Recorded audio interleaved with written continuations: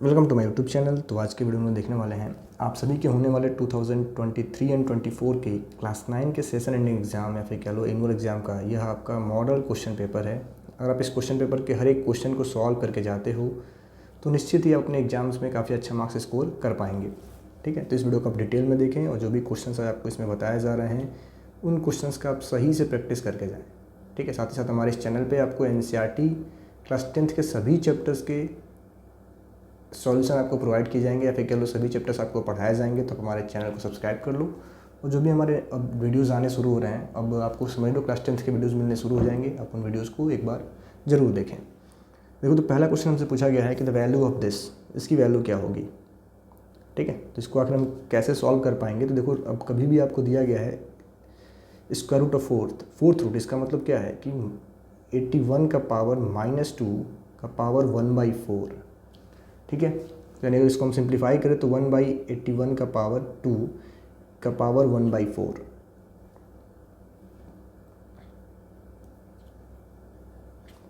यानी अब 1/9 का पावर 2 का पावर 2 का पावर 1/4, यानी क्या होगा तो 1/9 का पावर 4 इंटू में 4, तो ये हमारा कैंसिल आंसर आ गया आपका 1/9। फिर आपसे पूछा है कि for the equation this y = 5 then the value of x is, तो y के प्लेस पे आप 5 पुट कर दो तो आपको क्या मिलेगा 5x - 35 = में 35। तो 5x आ गया हमारा 70, तो x आएगा 14, option number D. The coordinates of the origin are, origin coordinates क्या होते हैं तो 0,0, option number B. Histogram is a pictorial representation of group data in which class intervals and frequencies are respectively taken along. Class interval और frequencies को हम किधर लेते हैं तो क्लास इंटरवल लेते हैं horizontal X axis and frequencies vertical Y axis पे। ठीक है, देन अगला क्वेश्चन आपसे पूछा गया है question number 5, express x in terms of y in the question this.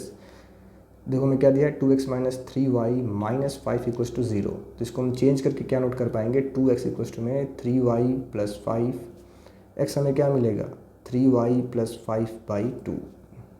ठीक है, तो ऑप्शन नंबर डी आपका करेक्ट ऑप्शन है। देन अगला है आपका the edges of the surface are, the edges of a surface are curves point straight line. अब दिया है कि फाइंड x। ठीक है, देखो आपका ये 2x है तो ये एंगल भी हमारा कितना होगा 2x, कॉरेस्पॉन्डिंग एंगल्स हो जाएंगे। अब इन दोनों का सम होगा 180, तो 2x + 4x आ गया हमारा 180, तो यानी हमें 6x मिल गया 180 डिग्री, तो x की वैल्यू आ गई 30 डिग्री, ऑप्शन नंबर डी सही होगा। क्वेश्चन नंबर 7 दिया है कि ABCD is a trapezium in which AB parallel to CD। मान लो आपको ABCD एक ट्रेपेजियम दिया गया है, इसमें हमें क्या बोला कि AB जो है आपका CD के पैरेलल है और हमें बोला कि एंगल A और एंगल B दोनों के दोनों 45 डिग्री के एंगल हैं। तो आपसे पूछा गया find angle C and angle D। देखो तो इसका और इसका सम हरदम 180 डिग्री होता है, तो 180 में से अगर हम 45 को माइनस करेंगे तो हमें क्या मिलेगा -135 डिग्री, तो 135 ऑप्शन नंबर डी। ठीक है, फिर आपको दे रखा है कि द फैक्टर्स ऑफ, इसके हमें फैक्टर्स बताने हैं, इसके फैक्टर्स क्या होंगे। ठीक है, कि आखिर इसके फैक्टर्स क्या बनेंगे ये आपको बताना है। ठीक है, तो इसको हम कैसे कर पाएंगे, अब इसको हमें थोड़ा सा देखना पड़ेगा और समझना पड़ेगा आखिर ये कैसे एक बार होगा।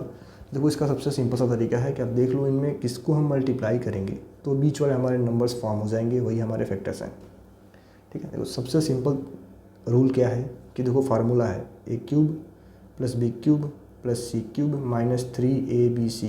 इसका फार्मूला जो होता है वो क्या होता है तो ये इसका फार्मूला होता है a + b + c + a² b² + c² - ab - bc - ac।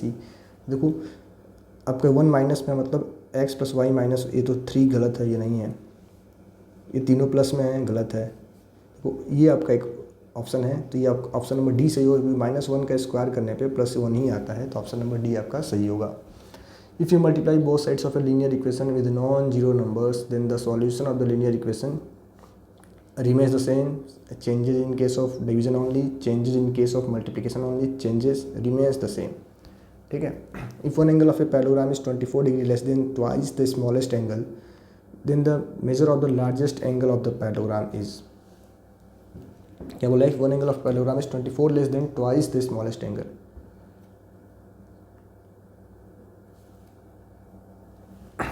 ठीक है, ट्वाइस द स्मॉलेस्ट एंगल, तो मान लो कि let the smallest angle be X, तो लार्जेस्ट एंगल आपका क्या होगा 2x - 24। देखो दोनों का सम कितना आना चाहिए 180 डिग्री, ठीक है, क्योंकि आपको पता होगा कि पैरेललोग्राम के अपोजिट एंगल्स इक्वल होते हैं। तो अगर आपका ये स्मॉलेस्ट है तो ये लार्जेस्ट है, ठीक है।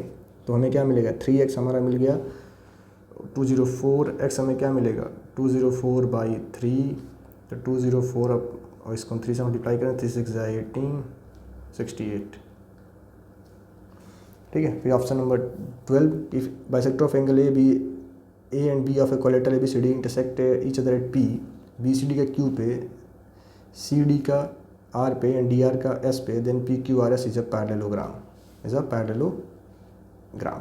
आप चेक कर लेना, इसको एक बार बना के चेक करना कि कोई भी एक पैरेललोग्राम है, अगर इसके बाइसेक्टर्स इनका यहाँ मिल रहा है, इनका यहाँ मिल रहा है, ठीक है, इस तरह बन रहा है तो पैरेललोग्राम बनता है हमारा, ठीक है। फिर हमें दे रखा है इसको, फिर भी एक बार इसको आप चेक कर लेंगे, इस वाले क्वेश्चन में थोड़ा सा कन्फ्यूजन है, ठीक है। 13 में एंगल ओ ए बी हमें दे रखा है 40 डिग्री, तो ए सी बी क्या होगा, तो अगर ये 40 तो ये भी 40 होगा, क्योंकि रेडियस इक्वल है, आपका बीच में 100 डिग्री बनेगा, और 100 का सी बनेगा 50 डिग्री, सी कितना बनेगा 50 डिग्री। फिर अब पूछा है कि ए और बी, ए हमारा -2 है, बी -1 है, देन ए का पावर बी एंड बी का power A is equals to, आपका ए -2 है, बी आपका -1 है, देन ए का पावर बी एंड बी का power A is equals to, A किसके इक्वल होगा आपको ये बताना है। तो -2 का पावर -1 -1 का पावर -2, तो -2 का पावर -1 का मतलब क्या हुआ -1/2, -1 का पावर 2 का मतलब क्या हुआ 1/1, तो हमें मिला -1/2 -1 जो कि आपका होगा -1.5। The graph of the linear equation passes through, देखो एक्स वाई दोनों इक्वल है, मतलब ऑप्शन नंबर डी हमारा सही होगा, ठीक है। द बाइसेक्टर ऑफ एंगल या फिर triangle A B C is perpendicular to the base B C of the triangle, then the triangle A B C is, बोला द बाइसेक्टर ऑफ एंगल या फिर ट्रायंगल, देखो एंगल ए का मतलब triangle cancel हमारा equilateral triangle होगा, क्योंकि देखो इक्विलेटर ट्रायंगल में जो एंगल बाइसेक्टर होता है, जो मीडियन होता है, जो परपेंडिकुलर होता है, तीनों के तीनों क्या होते हैं सेम होते हैं। In a bar graph 1 centimetre represents 30 kilometre, then the length of bar needed to represent 75 kilometre is, ठीक है। तो 1 का मतलब 30 है, मतलब 2.5 centimetre. The diameter of two cones are equal if the slant heights are in the ratio 5:4, then the ratio of their curved surface area is, वो भी क्या होगा 5:4 होगा। फिर बोला है the height of a triangle is 18 centimetre and area is this, its base is 8 centimetre. तो 1/2 base into height हमारा एरिया का फार्मूला होता है, तो आप इसे चेक कर लो, सही लिखा हुआ है, दोनों both A and R are true, ठीक है। फिर हैज यूनिक सॉल्यूशन है, linear equation in two variable has infinite many solution, ठीक है। देखो option number A is true, A is false but R is true, ठीक है। देन आप देखो सेक्शन बी के आपके क्वेश्चंस दिए गए हैं, इनको आपको खुद से करना है, पर क्वेश्चंस को आप देख लें कि सेक्शन बी में हमें कौन कौन से क्वेश्चंस गिवन हैं। 21 में आपको दिया है कि perimeter of equilateral triangle is 60 centimetre, तो आपको इसका एरिया फाइंड करना है। तो एरिया ऑफ इक्विलेटरल ट्रायंगल का फार्मूला आप सभी को पता होगा, √3/4a² होता है। इस फार्मूले को अप्लाई करके हम इसको सॉल्व कर सकते हैं। क्वेश्चन नंबर 22 है, इसको भी आपको खुद ही करना है। 23 है कि joker caps in the form of a right circular cone of base radius 7 centimetre, height 24 centimetre, तो find the area of sheet required to make 10 such caps. देखो कभी भी टोपी आप बना रहे हो, मतलब आपको क्या फाइंड करना है, आप कैप बना रहे हो ना, तो आपको फाइंड करना है कर्व सरफेस एरिया। क्या फाइंड करना है कर्व सरफेस एरिया, तो उसके लिए फार्मूला क्या होगा πr/l, तो r आपको दे रखा है 7 सेंटीमीटर, l आपको फाइंड करना होगा, तो l फाइंड करने का फार्मूला √r² + h², इसको अप्लाई करके हम l फाइंड कर सकते हैं, और देन आप कर्व सरफेस एरिया फाइंड कर लेंगे, उसको 10 से मल्टीप्लाई कर दो, आपका आंसर आ जाएगा। फिर आपसे बोला गया कि O is the centre of the circle, find x in the given figure. ये 40 है तो भी हमारा क्या होगा 40 डिग्री होगा, क्योंकि सेंटर है, तो ये हमारा कितना होगा 100, तो भी हमारा 100 होगा, वर्टिकली अपोजिट एंगल। देन ये इसका सेकेंड पार्ट आप कर लेंगे। बोला है find weather 1 is the solution of the equation और नॉट। पुट कर लो आप एक्स के प्लेस पे 1 - 2 × 1 = 4, -1 is not equals to 4, solution नहीं है, ठीक है। फिर आपको इसको रेशनलाइज करना है, इसको एक्सपेंड करना है by using the formula a + b + c का होल स्क्वायर।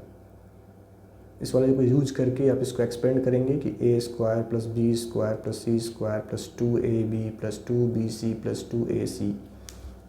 फिर आपको ये दे रखा है 29, देन 30 दिया है, इनको आप पढ़ते चलें एक बार। फिर 31 है, देन आपको ये क्वेश्चंस दिए गए हैं 32, देन 33 आपको दिया है, तो ये क्वेश्चन है, आप इनका स्क्रीनशॉट ले लो, इन क्वेश्चंस को काफ़ी डिटेल में आप प्रैक्टिस करो।